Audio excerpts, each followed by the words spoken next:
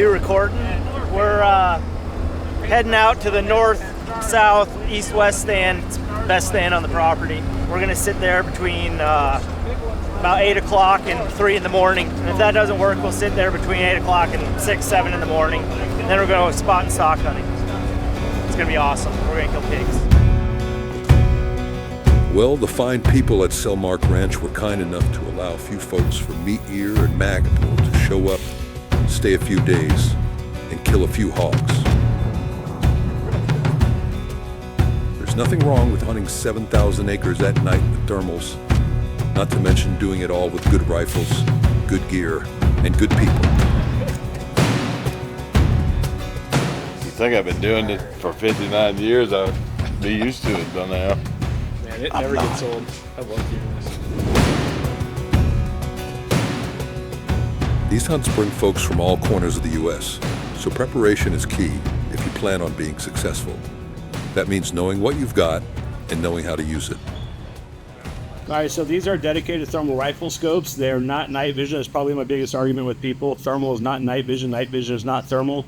Thermal is actually a true 24-hour scope. Of course, it's phenomenal for nighttime use. All this does is it uses a sensor array to detect infrared radiation outside, bring the information back, processes it into what you see on the display. So you're only looking at temperature differentials on the display as opposed to what you might see on a digital night vision or generational night vision device. For us at Pulsar, I mean, obviously we've been on thermal game for a long time, but we also have been in the digital night vision game for a long time.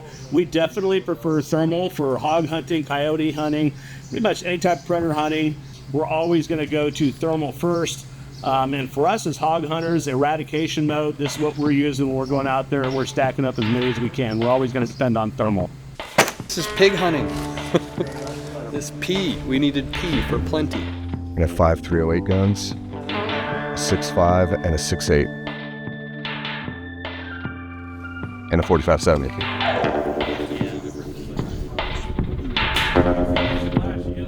Okay, we just finished up in the shop. We're out here on the range. We are zeroing all of our thermals and getting all of our guns set up.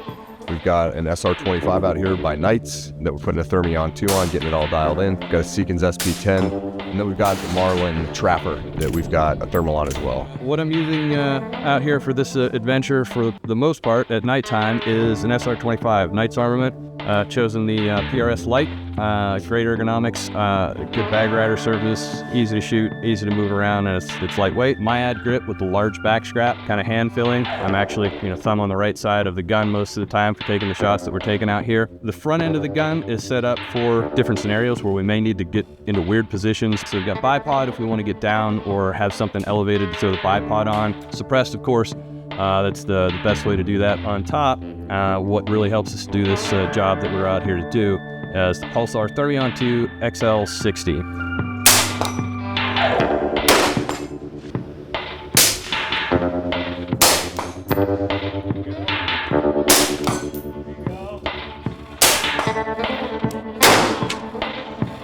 That's enough of shooting that from the bench. Now, as much as we'd love to hang out on the range all day, it's time to do what we came here to do, and that's kill some hogs.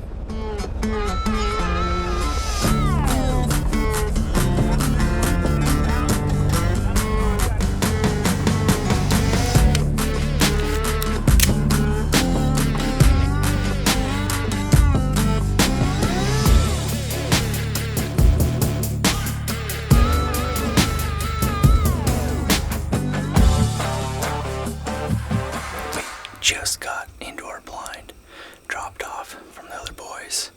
As we got into our stand, there was some pigs at the bottom of this draw here, and I think we just must have had the right wind or something. They didn't see us, but they just, as pigs do, they just kind of moseyed off into the trees before we got on them. So we just got set up now, and we're just gonna wait them out until dark. Luckily, we can play from daylight until wee hours of the morning, and we'll be here if we need to be, but hopefully those pigs come back soon and we'll be in a good spot for them.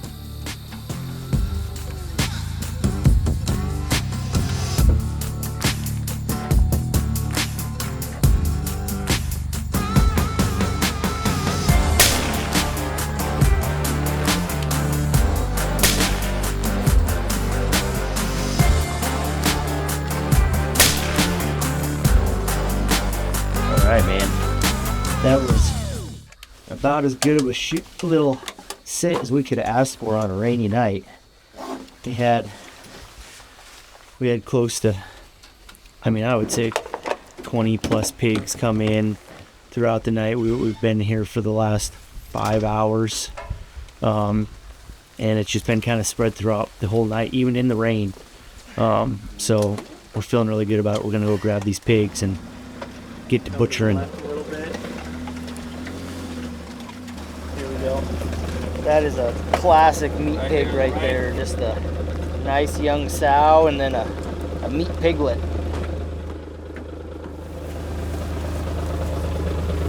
Move a buggy up over there. All right.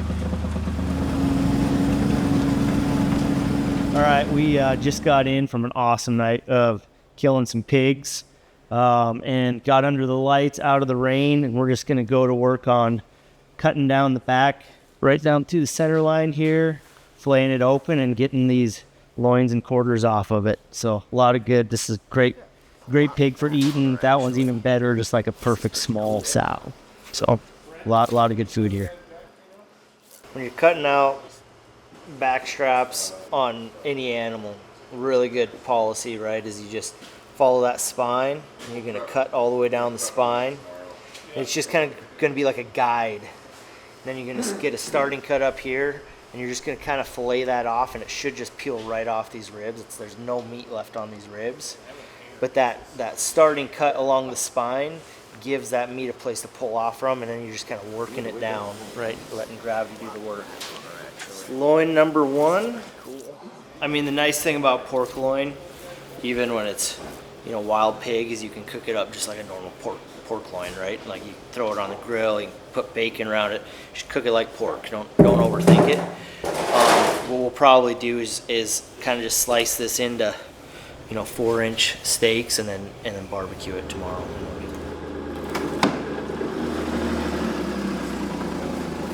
We got them clean, packed, and on ice. Now it's time to turn the work into something worth sitting down for. Wild hog can be tricky. It's lean, it's tough, and it doesn't give you anything for free. But it doesn't have to be complicated. If you want it tender and full of flavor, it all comes down to the prep. Slow it down, season it right, and give the fire time to do its job. Rushing it just gets you dry meat and disappointed faces. But done right, you'll taste every bit of the effort that got it here. So we've got some feral hog backstraps here from an appropriately sized pig. You just definitely don't want the big, angry old ones. Smaller sized hogs generally make for better eating. These are the backstraps, so kind of the best cut out of there.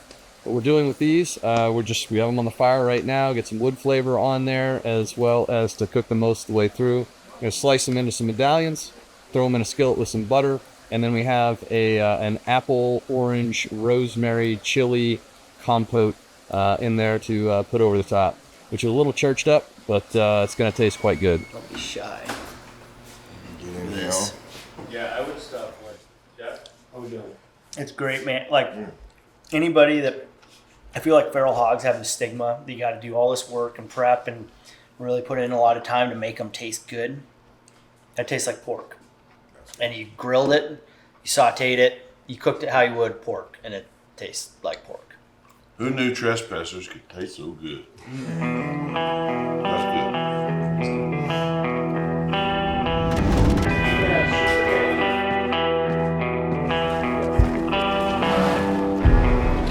Second night here in Texas, we're going to go back and hunt the same hogs, the ones that we let get away yesterday, but we're going to be doing it in a lot different conditions.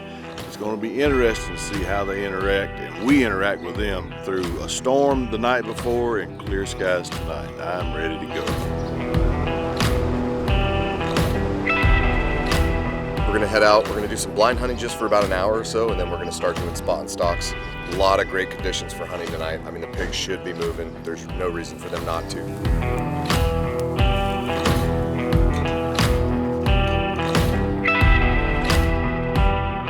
So Scott and I just got in the plan for night number 2. A lot of high hopes tonight because the rain moved out. It's a very calm day, not a lot of moonlight, right? So it should get them out a little earlier in the night. So we're gonna stay out here through the kind of late hours of the day, and then we're gonna hunt all the way through the night with thermal.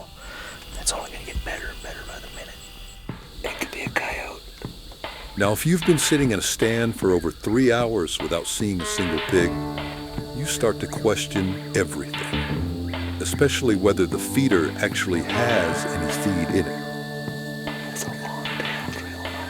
Now, we definitely don't recommend this, especially during your hunt. But sometimes you've just got to see for yourself. Yep, completely empty. Well, ladies and gents, we call this the walk of shame. Hell, even the raccoons are wondering what's going on. Well, you gotta know when to fold them. So the fellas are loading up spot and stock. They'll use a combination of thermals and night vision to see what kind of trouble they can get into. Right now we got our eyes on about 3 pigs, pretty good sized ones. I'm gonna range them real quick and let you know how far away they are. 250 yards. They're all kind of clumped together right next to the tree line. So we're gonna get out, walk up on them.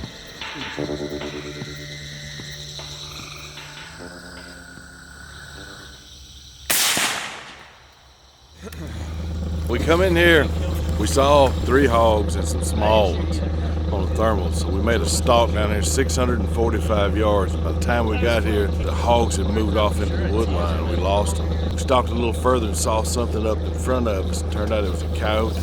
He came out about 60 yards and stopped, and I shot him. Right in the old boiler room. I can dig it. It was just past 2 a.m. and the crew was getting ready to call it a night. The hunt had come up short until the lead vehicle, scanning with thermals, spotted the sounder of hogs in an open field. Turns out the hunt wasn't over just yet.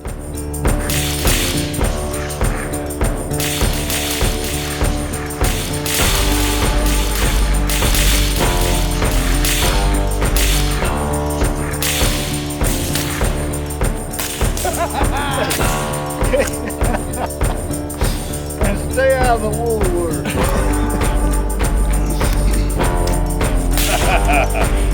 Amazing hunt on an amazing property. Can't say enough for the people that we're with.